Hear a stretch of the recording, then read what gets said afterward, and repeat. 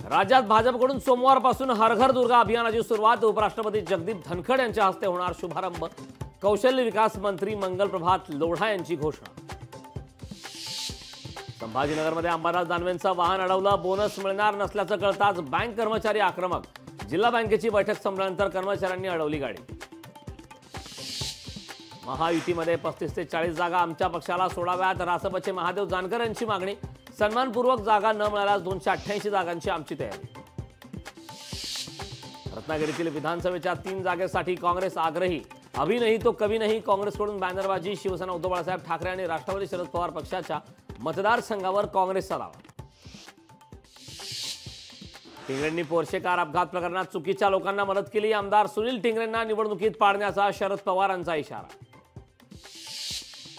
मतदान एकाच टप्प्यात घेण्यासाठी शिवसेना आणि राष्ट्रवादी आग्रही। काँग्रेस, राष्ट्रवादी, शरद पवार पक्ष।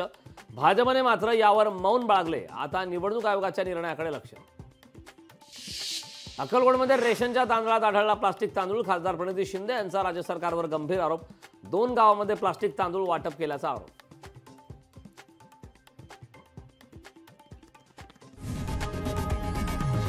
लोकशाही मराठी ऐका, पहा, जागरूक रहा।